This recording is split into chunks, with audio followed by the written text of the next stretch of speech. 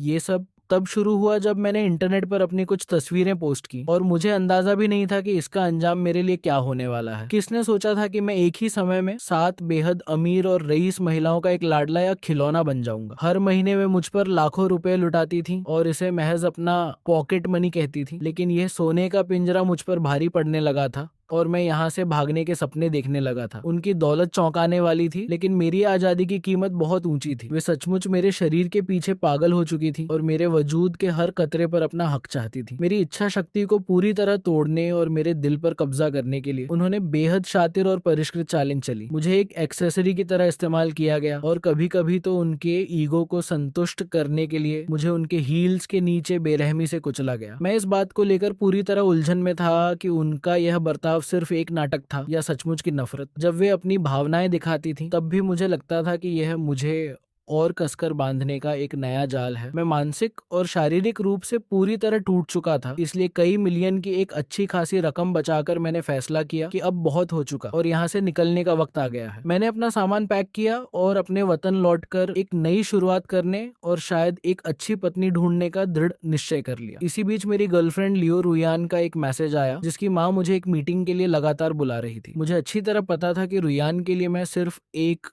Human shield था जो उसे उसके परिवार के शादी के दबाव से बचाती थी। वह अक्सर मेरे मुंह पर पैसे फेंकती थी ताकि हमारे बीच की खाई बनी रहे और हम कभी कोई सीरियस बात ना कर सके। उसके इस बेहद ठंडे स्वभाव के बावजूद उसकी जिद मुझे आकर्षित करती थी। जब मैं उस रेस्टोरेंट में पहुंचा और मैंने उसे देखा तो वह बेहद खूबसूरत लग रही थी। मैंने पीछे से दबे पांव जाकर उसे बेहद पजेसिव अंदाज में गले लगा लिया और मजाक में अपनी उंगली उसके होठों के कोने पर पोक करते हुए उसके कान के निचले हिस्से को चूम कर फुसफुसाया, बेबी मुझे तुम्हारी बहुत याद आई। वो पल भर के लिए शांत रही, लेकिन तभी एक बेहद ठंडी और जानी पहचानी आवाज गूंजी जिसने मेरे शरीर में एक सिहरन पैदा कर दी। गुशिंगचेन, मैं यहाँ हूँ। अचानक मुझे होश आया कि मैं रुयान को नहीं बल्कि उसकी माँ को गले लगाए हुए था। मैं खौफ से पीछे हटा और घबराते हुए बुदबुदाया, आंटी मुझे माफ कर दीजिए, मेरा वो मतलब नहीं था। मैंने देखा कि उनके कान पूरी तरह लाल हो चुके थे। वह इतनी आत्मविश्वासी और जवान दिखती थी कि अपनी ही बेटी की उम्र की लगती थी। मैं अपनी इस नाकामी पर मन ही मन हंस पड़ा। लियो रुयिंग जो पास ही खड़ी थी बुरी तरह भड़क गई और उसने मुझे अपनी माँ से तुरंत दूर रहने को कहा। उसने मुझे अपनी तरफ खींचा और औपचारिक रूप से परिचय कराते हुए कहा, मॉम ये मेरा बॉयफ्रेंड गु शिंगचेन है, इसलिए अपनी इस मैच मेकिंग की कोशिशों को भूल जाओ। आंटी लियू ने बेहद शांति से अपने बाल ठीक किए और हालांकि वो बेहद खूबसूरत लग रही थी, लेकिन मैंने खुद को संभाला क्योंकि मैं यहाँ हमेशा के लिए रिश्ता तोड़ने आया था। मैंने कहानी पर टिके रहते हुए झूठ बोल दिया, नहीं मैं सहमत नहीं हूँ आंटी, हमारा सच्चा प्यार है और ये मेरे लायक नहीं है। मैंने रुयिंग का हाथ कसकर पकड़ा और उम्र भर के प्यार की कसमें खाई, लेकिन उसकी माँ ने सिर्फ एक शातिर मुस्कान दी और अपने हर्मीज बैग से एक कार्ड निकालकर टेबल पर 3 मिलियन रुपए फेंकते हुए कहा, मेरी बेटी का पीछा छोड़ दो। रुयिंग बीच में बोलना चाहती थी, लेकिन मैंने फुर्ती से वह कार्ड उठा लिया क्योंकि मुझे इन्हीं पैसों की जरूरत थी। मैंने रुयिंग की आंखों में देखा जहाँ मेरे लिए प्यार और मुझे एक पालतू जानवर की तरह रखने की आदत का मिश्रण था। उसने मुझसे रुकने की भीख मांगी, लेकिन मैं अड़ा रहा। मैंने उससे आखिरी बार कहा, रुयिंग मुझे समझ आ गया है कि हमारी दुनिया अलग है। तुम्हारे लिए मैं हमेशा एक नौकर से बढ़कर कुछ नहीं था। तुमने पैसों की कमी के लिए मुझे कोसा,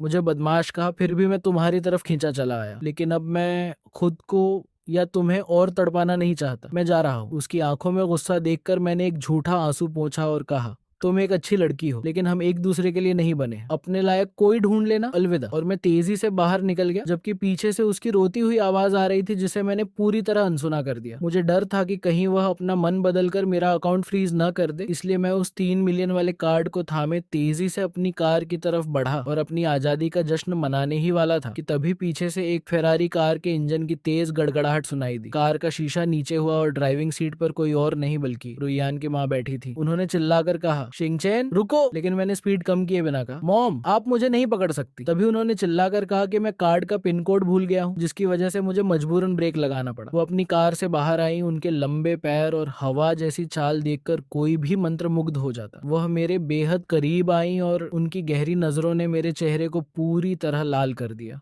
उन्होंने मेरे कान के पास फुसफुसाते हुए कहा, आज मेरा हॉलिडे है, याद है ना? और शर्माते हुए मुझे एक स्पेशल गिफ्ट ऑफर किया ताकि हम शाम साथ बिता सकें। मैं मधोशी में अपने आप मान गया। उन्होंने अपने होंठों को चबाते हुए कहा, मैं एलिशिया हूँ। उनका यह बर्ताव अजीब लेकिन बेहद आकर्षक था। उन्होंने बड़े प्यार से मेरा हाथ थामा और उनकी उंगलियों पर लगा लाल कॉस्मेटिक ऑनेल मेरे हाथ पर एक निशान छोड़ गया, जिसके बाद उन्होंने बेहद फुर्ती से मेरी हथेली पर एक सिगरेट का निशान सा बनाया और अपने पूरे शरीर को मुझसे सटा दिया। अमीर महिलाओं की पहचान बन चुकी उस बेहद महंगी परफ्यूम की तीखी खुशबू मेरे नथुनों में समा गई और मेरा दिल जोर जोर से धड़कने लगा। मुझे एहसास हुआ कि मेरा भावुक स्वभाव ही मेरी सबसे बड़ी कमजोरी है और यह औरत सचमुच बेहद खतरनाक है, इसलिए मुझे संभलकर यह मनोवैज्ञानिक खेल खेलना होगा। उन्होंने उदास होकर कहा, तुम्हें पता है रात के वक्त अकेलापन बहुत तीखा और असाध्य हो जाता है, बस मुझसे बात करने का समय निकाल लिया करो। हम कार में बात कर रहे थे कि तभी अचानक मूसलाधार बारिश शुरू हो गई और मेरे फोन पर मेरी दूसरी पैटर्न का फोन आया जो पूरी तरह नशे में थी और मुझे तुरंत बुला रही थी। जब मैं उस भारी बारिश में भीगता हुआ कराओके क्लब के अंदर पहुंचा तो वह वहां एक दूसरे अमीर आदमी का हाथ थाम कर बैठी थी और उसकी तरफ देखकर मुस्कुरा रही थी। मुझे देखते ही उसने अपने साथी से कहा, देखो मैंने कहा था ना कि यह एक वफादार छोटा पप्पी है,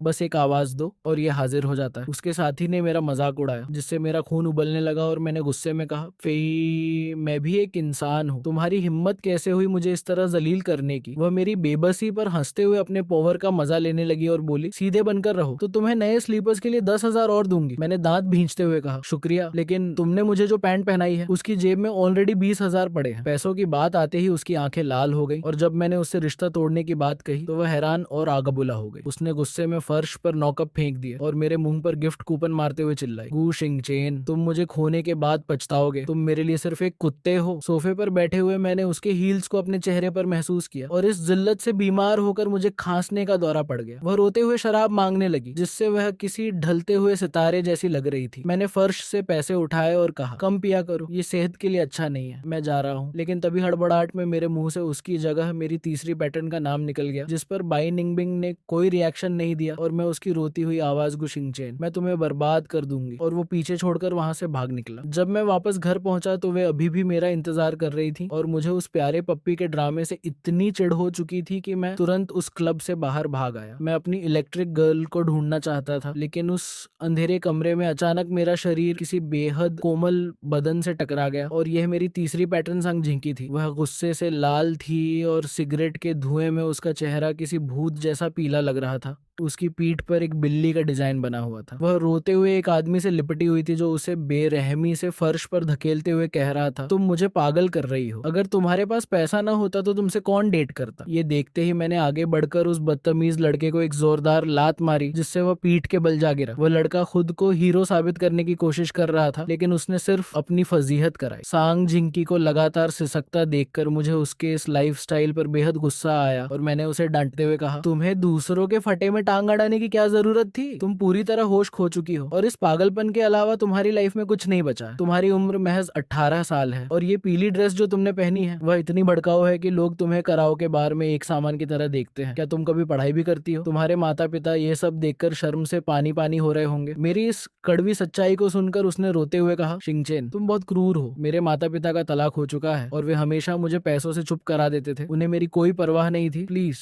तुम मेरा ख्याल रखो। उसकी आवाज एक लावारिस बिल्ली के बच्चे जैसी दयनीय थी जिससे मेरा गला सूख गया। मैंने खुद को याद दिलाया कि औरतों पर भरोसा करना सिर्फ खुद को मुसीबत में डालना है क्योंकि वे एक सीधे साधे लड़के का फायदा उठाना चाहती हैं। फिर भी मैं उसे लेकर एक होटल में गया जहां वह शर्म और घबराहट से पूरी तरह लाल हो रही थी और अचानक घबराकर वहां से भाग गई कि वह थोड़ी देर में आएगी। मैंने रिसेप्शनिस्ट से चुपके से कहा कि अगर वह कमरे के बारे में पूछे तो कह देना कि सिर्फ एक किंग साइज बेड वाला कमरा ही खाली बचा है। मैं चेंजिंग रूम में जाकर बाथरोब पहनकर 1 घंटे तक उसका इंतजार करता रहा और जब मैंने उसे मैसेज करके पूछा कि वह कहाँ है तो उसने तुरंत एक वीडियो भेजा जहां वह एक सैलून में अपने बालों को काला करवा रही थी और उसने अपना सारा भड़काऊ मेकअप धो दिया था जिससे वह बेहद मासूम और प्योर लग रही थी। उसने सिर झुकाकर पूछा, क्या अब तुम मुझसे प्यार करोगे? यह देखकर मेरे दिल की धड़कन रुक गई और मैंने बेताब होकर उससे उसका कमरा नंबर पूछा। तभी अचानक कमरे का दरवाजा जोर से खुला और वह अंदर दाखिल हुई लेकिन उसके पीछे कोई और भी था जिसे देखकर मेरे होश उड़ गए। वो बाई निंगबिंग थी। मैंने हैरान होकर पूछा, तुम इतनी जल्दी में क्यों हो और बाई निंगबिंग यहाँ क्या कर रही है? बाई निंगबिंग ने ठंडे लहजे में कहा, मैं पास में ही थी, मैसेज देखा और अंदर आ गई। उसकी आंखें इतनी गर्म और खतरनाक थी जैसे वह मुझे अपनी नजरों से ही जान से मार देगी। मैंने पानी का एक घूंट लिया और जैसे ही अपना फोन उठाया तो नए नोटिफिकेशंस की बाट देखकर मेरा चेहरा पूरी तरह पीला पड़ गया। मुझसे एक बहुत बड़ी गलती हो गई थी। मैंने उस होटल के कमरे का नंबर गलती से हमारे फैमिली ग्रुप चैटलर फैमिली में सेंड कर दिया था। उस ग्रुप में मेरी 7 एक्स गर्लफ्रेंड्स, लियो रुयान की माँ और वे सभी लोग शामिल थे जिनसे मैं इतनी शिद्दत से भागने की कोशिश कर रहा था। तभी अचानक बाहर फिर से किसी के हील्स की आवाज आई और डर के मारे मेरे पैर सुन्न हो गए। एक जोरदार धमाके के साथ मैंने तुरंत बाई निंगबिंग को अंदर खींचा और दरवाजा लॉक कर दिया। वह चिल्लाने लगी तो मैंने उसे सीधे बेड पर धकेल दिया और कहा, निंगबिंग चुप रहो और बस मुझे किस करो। मैं किसी से नहीं डरता और अपने दिल का सच्चा हूँ। वह गुस्से और दर्द में तड़पती हुई अपने हील्स से मुझे मारने लगी और मेरी बेल्ट खींचने लगी, लेकिन मैंने उसे कसकर अपनी बाहों में जकड़ लिया। उसकी आंखों से आंसू बह रहे थे और उसने फुसफुसाते हुए कहा, तुम मारे जाओगे, तुम मुझे परेशान कर रहे थे। मैंने बड़े प्यार से कहा, निंगबिंग मुझे तुम्हारी बहुत याद आई, और उसे चूम लिया जिससे मेरा चेहरा भी नरम पड़ गया। मुझे लगा था कि मैं उसे कभी दोबारा नहीं देख पाऊंगा, इसलिए उसके इस तरह आने पर मैं स्तब्ध था। उसने मेरे आंसू पोंछे, लेकिन उस मध्यम रोशनी में उसका चेहरा मुझे थोड़ा पराया सा लगा। जब उसने कड़वाहट से कहा, तुमने मुझे कोई और समझ लिया है और अब सिर्फ मुझे दिलासा देने के लिए झूठ बोल रहे हो। मैंने उसका हाथ कसकर पकड़ा और स्वीकार किया कि हाँ, मैंने झूठ बोला था। लेकिन उसने कांपते होंठों के साथ मुझे अपनी छाती से सटा लिया और बोली, मैं बस इस बात से डरी हुई हूँ कि मेरे जाने के बाद तुम मुझे भूल जाओगे, इसलिए मैं तुम्हारे अंदर अपना सुकून ढूंढ रही थी। उसकी इस दरिया दिली पर मेरी आंखों से आंसू निकल पड़े और उसने मुझे एक बेहद कोमल और भावुक किस किया। मुझे याद आया कि जब वह बीमार होती थी तो हम अक्सर हॉस्पिटल जाते थे, लेकिन हमारी लाइफ में कभी चैन नहीं था। तभी अचानक दरवाजे पर फिर से जोर जोर से दस्तक होने लगी। बाई निंगबिंग ने घबराकर पूछा कि बाहर कौन है, तो मैंने अपने डर और पैनिक को छिपाते हुए कहा, निंगबिंग मैं तुम्हारे इस इलाज के लिए तुम्हारा कर्जदार हूँ, लेकिन बाहर वे लोग हैं जिनका मुझ पर इससे भी बड़ा कर्ज है। पर कोई बात नहीं, अब मेरे पास इतने पैसा है कि मैं किसी तरह सब संभाल लूंगा। जब दरवाजे के पीछे से एक रौबदार आवाज आई तो मैंने तुरंत अपनी हथेलियां बाई निंगबिंग के कानों पर रख दी ताकि वह कोई ऐसी कड़वी बात न सुन सके जो उसे ठेस पहुंचाए। मैंने खुद से कहा, मैं एक मर्द हूँ और मेरा अपना आत्मसम्मान है। मैं किसी के टुकड़ों पर पलने वाला जिगोलो बनकर नहीं रहना चाहता। बाहर बढ़ते शोर और दर्द के कारण वह चुपचाप रो रही थी, जबकि गलियारे से आवाज आई, शिंगचैन दरवाजा खोलो, मैं हूँ। तभी दूसरी तरफ से लियू रुयान की आवाज गूंजी, रुयान तुम यहाँ क्यों आई हो? मेरे शिंगचैन से तुम्हें क्या चाहिए? बाई निंगबिंग भी आसानी से हार मानने वालों में से नहीं थी। कमरे में अचानक भारी भीड़ और शोरगुल बढ़ गया। मैं पागलों की तरह सोचने लगा कि इन सबको मेरा ठिकाना कैसे मिला, और जब मैंने रुयान की माँ को वहाँ देखा तो मुझे एहसास हो गया कि स्थिति अब पूरी तरह नियंत्रण से बाहर हो चुकी है। उन्होंने बेहद कड़े लहजे में कहा, शिंगचैन चाहे जो हो जाए मैं तुम्हारा इंतजार करूंगी। दरवाजे के खुलने की कड़ाक की आवाज सुनते ही मैंने अपना सिर पकड़ लिया और उस अवश्यंभावी तमाशे के शुरू होने के सेकंड्स गिनने लगा। उसी रात मैंने तुरंत अपने पैतृक गांव भागने का टिकट कटाया और खुद को दिलासा दिया, वहां ये लोग मुझे कभी नहीं ढूंढ पाएंगे। मैंने अपने फोन से सारे कॉन्टैक्ट्स डिलीट कर दिए, उन्हें ब्लॉक किया और अपनी माँ के साथ घर में खुद को बंद कर लिया ताकि कम से कम नया साल शांति से मना सकूं। लेकिन किस्मत को कुछ और ही मंजूर था। त्योहार की पूर्व संध्या पर तानों की पोटली ली चाचियाओं और दूर के रिश्तेदार डिनर के बहाने हमारे दरवाजे पर आ धमके। मैं तब तक चुप रहा जब तक टेबल पर बातचीत का रुख मेरी तरफ नहीं मुड़ गया। अरे शिंगचैन अब 26 साल का हो चुका है, अब शादी के बारे में सोचने का वक्त आ गया है। चाचियां बहुत घमंडी थी और परिवार में उनका प्रभाव बहुत बड़ा था, इसलिए मैंने बहस करने की कोशिश भी नहीं की। मेरे बेटे को देखो, वह तुमसे छोटा है और उसका पहले से ही एक बच्चा है। तुम्हें जल्दी करनी चाहिए, नहीं तो तुम्हारे पास कुछ नहीं बचेगा। वे अड़ी रही। मेरी माँ ने मेरा बचाव करने की कोशिश की। शिंगचैन ने अभी अभी विश्वविद्यालय से ग्रेजुएशन किया है, उस पर दबाव मत डालो। ओह, आपके बेटे में क्या खराबी है? उसके पास न पैसा है, न गाड़ी है और न ही रहने की जगह है। किसे चाहिए? वह रिश्तेदार ने ताना मारा। मुझे इस बात से घिन आ रही थी। आपको उसे पहली बात तो कॉलेज भेजना ही नहीं चाहिए था, वह शिक्षा बेकार है,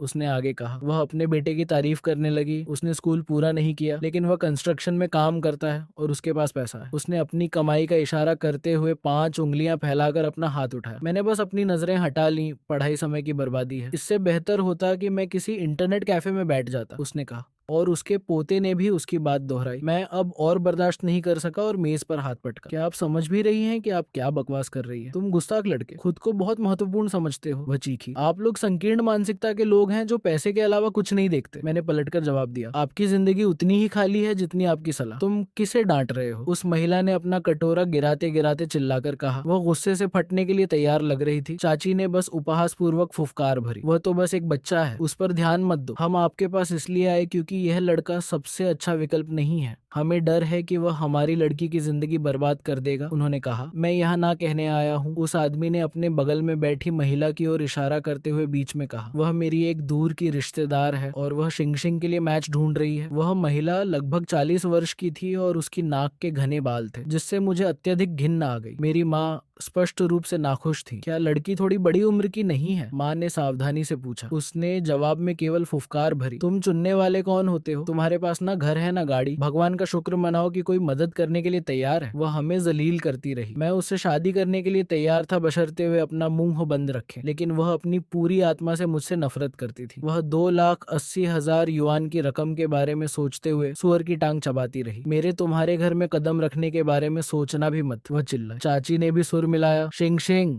देखो तुम क्या हो, इतने डीठ मत बनो। तुम्हारे दिलों में कितना अंधेरा है। मैंने दरवाजे पर खड़े होकर सोचा और महसूस किया कि मेरे अंदर सब कुछ गुस्से से उबल रहा था। मुझे गुस्सा आने वाला है, मुड़ो और मेरी तरफ देखो। अचानक एक ठंडी आवाज आई। वो बाई निंगबिंग थी। तुम यहाँ क्यों हो? मैंने सदमे में अपना गला पकड़ लिया। वो एक बर्फीली मुस्कान के साथ मेरे पास आई। क्या तुम्हें लगा था कि तुम मुझसे छिप सकते हो? ये क्या है मेरी माँ? मैंने मामले को रफा दफा करने की कोशिश की। चलो अकेले में बात करते हैं, वो फुसफुसाई। उसने मेरी माँ की ओर देखते हुए थोड़ा संकोच किया और शालीनता से झुककर कहा, नमस्ते आंटी। माँ पूरी तरह से हैरान थी। ये लड़की कौन है? बाई निंगबिंग न केवल मजबूत चरित्र वाली थी बल्कि अविश्वसनीय रूप से सुंदर भी थी। वह एक युवा युवती जैसी दिख रही थी और मेज पर बैठे पुरुष शर्मिंदगी के मारे कहाँ देखे ये न जानते हुए उसे चुपके से देख रहे थे। क्या ये आपके बेटे की गर्लफ्रेंड है? दूसरी चाची हंसी, जो मन ही मन इस बात से बेहद ईर्ष्या कर रही थी कि उसका बेटा ऐसी सुंदर लड़की नहीं लाया। मैं इसके साथ आया हूँ, मैंने तीखे लहजे में कहा। बाई निंगबिंग ने आगे कहा, मैं गु शिंगचेन की गर्लफ्रेंड हूँ। वह महिला अपनी ही बातों पर अटक गई। उसका चेहरा उबले हुए कलेज के टुकड़े जैसा पीला पड़ गया। माहौल तनावपूर्ण होता जा रहा था। वह मुझसे सट गई और लगभग न सुनाई देने वाली आवाज में मेरे कान के निचले हिस्से को चबाया। तुमने अभी तक मुझसे शादी क्यों नहीं की? मुझे तुम्हारे पैसों की जरूरत नहीं है, उसने फुसफुसाकर कहा।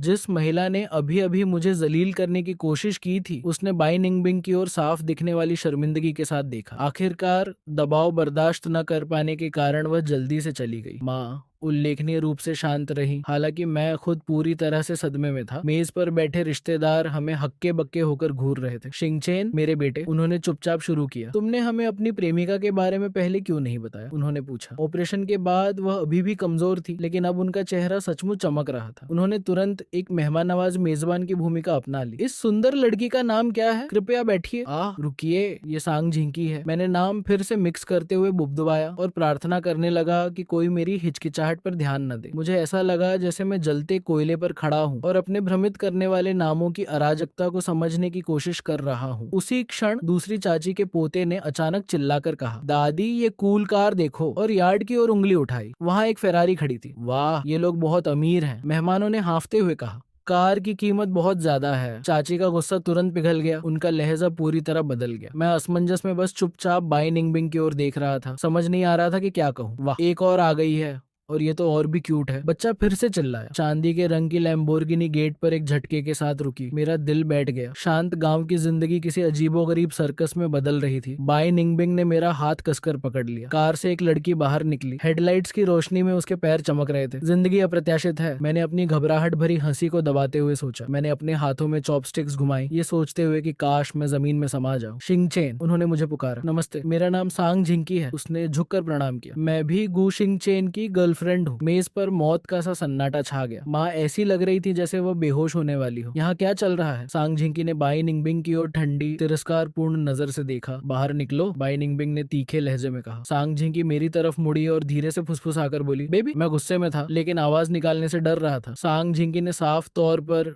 विवाद को बढ़ावा देते हुए हल्के से हंस दिया। उसका हाथ मेज पर था और मुझे एहसास हुआ कि वे आग से खेल रही थी और ये आग जल्द ही मुझे अपनी चपेट में ले लेगी। तुम सिर्फ एक रिप्लेसमेंट हो, मैंने स्थिति पर कुछ नियंत्रण पाने की कोशिश करते हुए खड़े लहजे में कहा। बाई निंगबिंग का चेहरा सख्त हो गया। सांग झिंकी बस हंस पड़ी। ये कुत्ता कहाँ से आया? मैं दोनों से खुद को दूर करने की कोशिश करते हुए और अधिक विद्रोही हो गए। बाई निंगबिंग गुस्से से कांपने लगी। उसे विश्वास नहीं हो रहा था कि मैं उसे इतना नीचा दिखा सकता हूँ। क्या मैं सच में सिर्फ एक रिप्लेसमेंट हूँ? सांग झिंकी इस अराजकता से बहुत खुश थी। विरोधाभास ये था कि चाचियों द्वारा तैयार किया गया भोजन आश्चर्यजनक रूप से स्वादिष्ट निकला। माँ को समझ नहीं आ रहा था कि वो हंसे या रोए। उन्होंने स्पष्ट रूप से उम्मीद नहीं की थी कि उनका बेटा इतना लोकप्रिय होगा। बाई निंगबिंग पूरी तरह से भ्रमित दिखते हुए एक तरफ हट गई। उसने मेरी तरफ उंगली उठाई। तुम एक बदमाश हो। मैं चुप रहा। समझ नहीं आ रहा था कि खुद को कैसे सही साबित करूं। अपने परिवार की नजरों में मैं दूसरों की भावनाओं से खेलने वाला सबसे नीच इंसान बन गया। हालांकि मैं खुद नहीं समझ पा रहा था कि मैं इस जाल में कैसे फंसा। अचानक दरवाजे के बाहर का शोर और भी तेज हो गया। गेट पर 5 लग्जरी कारें खड़ी खड़ी हो गई। 5 और महिलाएं बाहर कूदी और हमारे घर में घुस आई। तुम लोग कौन हो? जो पहले से अंदर थे उन्होंने ये पता लगाने की कोशिश की। हम गु शिंगचेन के दोस्त हैं, मैं भी इसकी गर्लफ्रेंड हूँ और मैं इसकी माँ हूँ और मुझे तो कुछ भी समझ नहीं आ रहा है, माँ चिल्लाई। पूरा घर किसी पूर्वी बाजार की तरह भिनभिनाहट से भर गया। मेरा दिल बर्फ के टुकड़े में बदल गया। हमारे शांत गांव में किसी ने ऐसा तमाशा कभी नहीं देखा था। सभी बुजुर्ग और पड़ोसी अपना काम छोड़कर हमारे घर की तरफ भागे चले आए और बेंचों पर ऐसे बैठ गए जैसे किसी मूवी थिएटर में हो। मैं चिल्लाना चाहता था लेकिन मुंह से एक शब्द भी नहीं निकाल सका। लेकिन अचानक इन सभी महिलाओं ने एक साथ सिर हिलाया और जैसे कुछ हुआ ही ना हो मेरी माँ की ओर बढ़ गई। नमस्ते आंटी, क्या आपने लंच कर लिया? वे ऐसे चहकी जैसे पुरानी दोस्त हो। माँ उनके इस दबाव से पूरी तरह सदमे में थी। मैं इतना नर्वस था कि मेरे हाथ कांप रहे थे। आखिर चल क्या रहा था? मैंने इस सबको एक मजाक में बदलने की कोशिश की ताकि मेरी माँ सचमुच चिंता न करने लगे। मैं बस किसी ऐसी को ढूंढना चाहता था जो आपको पसंद आए, इसलिए मैंने उन्हें पार्टी में इन्वाइट किया, मैंने बात बनाते हुए कहा। ये किसी गाँव के बाजार में मुर्गी चुनने जैसा था। आखिरकार माँ ने भीड़ में से एक को अलग भी चुन लिया और तनाव थोड़ा कम हो गया। माँ ने भीड़ की ओर देखा, वे बहुत सारी थी, एक पूरी सेना। अचानक सब शांत हो गए, मेज पर बैठ गए और बर्तन धोने में मदद करने लगे। साल का सबसे बेहतरीन प्रदर्शन हो चुका था। मैंने चारों ओर देखा, 7 लड़कियां, 2 असिस्टेंट, आंगन में महंगी कारें। दबाव बहुत ज्यादा था लेकिन ऐसा लग रहा था कि हमने किसी तरह संभाल लिया था। चाचा ने लगातार उन्हें बाहर निकालने की कोशिश की लेकिन वे बहुत जिद्दी साबित हुई। वे अंधेरा होने तक रुकने के लिए मजबूर थी और फिर उन्होंने घर में रात बिताने के अधिकार की मांग करते हुए एक असली हंगामा शुरू कर दिया। ये पूरी तरह से पागलपन था। माँ ने पूरी शाम उनके द्वारा फैलाई गई गंदगी को साफ करने में बिता दी और लगभग पूरी रात इसी काम में लग गई जिसके परिणाम बेहद विनाशकारी थे। देर रात दरवाजे पर एक दस्तक हुई। मैंने जैसे ही दरवाजा खोला, इससे पहले कि मैं एक शब्द भी बोल पाता, बाई निंगबेंग ने मुझे वापस कमरे के अंदर धकेल दिया। उसने तुरंत दरवाजा लॉक कर दिया और मुझे गले लगा लिया। उसने अपनी कोमलता को एक धमकी के पीछे छिपाने की कोशिश करते हुए मेरे कान में फुसफुसाकर कहा, गु शिंगचेन, मैं अभी तुम्हें अपने इशारों पर नचाऊंगी। बाहर अभी भी 6 लड़कियां बची हुई थी और उनका दबदबा और आभा इतनी भारी थी कि मेरे पैर विश्वासघात करते हुए बुरी तरह कांपने लगे। लेकिन तभी बाई निंगबिंग मेरी तरफ मुड़ी और अचानक उसके तेवर पूरी तरह नरम पड़ गए। उसकी उंगलियां धीरे से मेरी छाती पर फिसलने लगी और उसने स्वीकार करते हुए कहा, मुझे नहीं पता क्यों, लेकिन जब तुम मुझसे बहुत दूर थे तो मैं लगातार तुम्हें अपने सपनों में देख रही थी। उसकी आवाज इतनी मधुर लग रही थी कि मेरे पूरे शरीर में सिहरन दौड़ गई। उसने अपने होठों को मेरे बेहद करीब लाते हुए कहा, मुझे लगता है कि मैं तुम्हें सचमुच पसंद करती हूँ, चलो शादी कर लेते हैं, ठीक है? तभी मैंने दरवाजे पर फिर से एक जोरदार और लगातार होती दस्तक सुनी और मैं डर के मारे वहीं जम गया। बाई निंगबिंग ने घबराहट में फुसफुसाकर कहा, ये माँ हो सकती है, जल्दी से कहीं छिप जाओ। मैं बदहवास सा कमरे में घूमा और बिस्तर पर कूद गया। जब मैंने दरवाजा खोला तो वहाँ एक उदास दिखने वाली लड़की खड़ी थी जिसने मेरा हाथ थपथपाया और बोली, भाई मुझे आपकी बहुत याद आती है। वह बेहद कोमलता और नम्रता के साथ मुझसे सट गई और मैं चाहकर भी बिस्तर की तरफ देखे बिना नहीं रह सका जहाँ बाकी लोग छिपने की पूरी कोशिश कर रहे थे।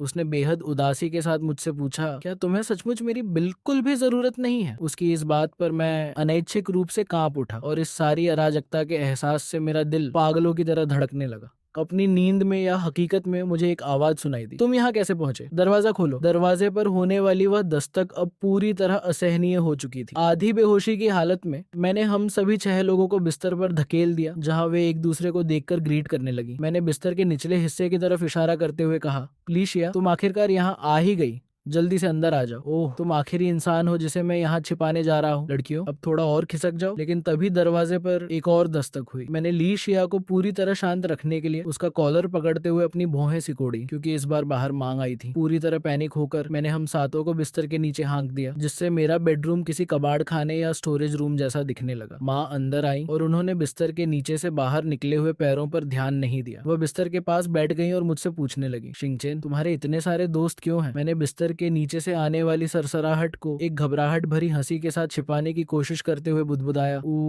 ये तो कुत्ते हैं, शायद कोई चूहा होगा। माँ ने कड़े लहजे में कहा, अब तुम्हारे लिए एक गंभीर और जिम्मेदार इंसान बनने का समय आ गया है। वैसे वे सब काफी अच्छी लड़कियां हैं। उन्होंने अपनी बात जारी रखते हुए पूछा, तुम्हें बहुत पहले ही सेटल हो जाना चाहिए था। सच सच बताओ, तुम्हें इनमें से कौन सबसे ज्यादा पसंद है? मैं पूरी तरह सदमे में था। बिस्तर के ऊपर और उसके नीचे एक मौत सा सन्नाटा छाया हुआ था। मैं जिंदगी में बहुत कुछ सह सकता था, लेकिन माँ की यह पूछताछ मेरी बर्दाश्त के बाहर थी। मैं अपनी माँ से झूठ नहीं बोलना चाहता था, लेकिन उन्हें सच बताना मेरी हिम्मत से बाहर था। इससे पहले कि मैं उनकी बात का कोई जवाब दे पाता, वह भारी भरकम बिस्तर एक जोरदार धमाके के साथ टूटकर गिर गया। अगल बगल एक साथ लेटी हुई 7 महिलाओं को देखकर माँ की आंखें फटी की फटी रह गईं। इस स्थिति को देखकर माँ ने मामले में दखल न देने का फैसला किया और बोली, हे शिंगचेन, काफी देर हो चुकी है, अब मैं सोने जा रही हूँ। मेरे लिए सबसे मुख्य बात यह है कि तुम खुश रहो। नहीं माँ, मेरी बात सुनो। मैंने खुद को सही साबित करने की कोशिश की, लेकिन मेरे मुंह से केवल एक धीमी फुसफुसाहट निकली, सावधान रहना, दरवाजा बंद करना और यहाँ से भाग जाना। मैंने उनके सामने अपनी स्थिति स्पष्ट करते हुए कहा, मेरा उनके साथ कोई करीबी या नाजायज रिश्ता नहीं है। मैं बस आपके इलाज का खर्च उठाने के लिए इन कनेक्शनों और पैसों का इस्तेमाल कर रहा हूँ। मुझे डर है कि वे अपने पैसे वापस मांगेंगी, लेकिन मैं निश्चित रूप से उनका एक एक पैसा वापस कर दूंगा। इससे पहले कि मैं अपनी बात पूरी कर पाता, बाई निंगबिंग ने आगे बढ़कर मेरे गाल पर एक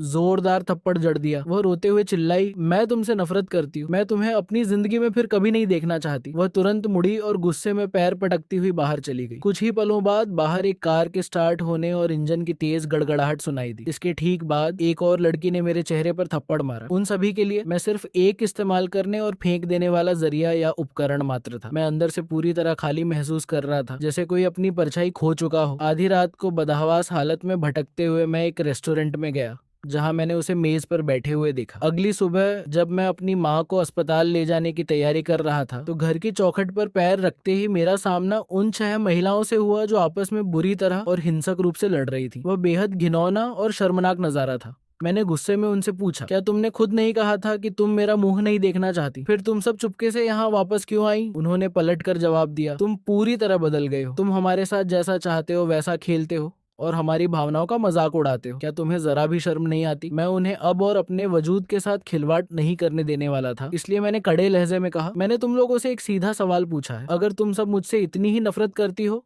तो यहाँ वापस क्यों आई? उन्होंने रोते हुए और चीखते हुए कहा, हम तुमसे झूठ बोल सकती हैं, लेकिन तुम हमसे झूठ बोलने की हिम्मत भी नहीं कर सकते। हमें कैसे पता कि तुम हमसे हमेशा के लिए पीछा छुड़ाने का सिर्फ एक नाटक नहीं कर रहे हो? गुशिंगचेन, मैं जीवन भर एक साए की तरह तुम्हारा पीछा करूंगी और तुम्हें चैन से जीने नहीं दूंगी। मेरी मदद करो, मैं अब इस तरह घुट घुट कर और नहीं जी सकती।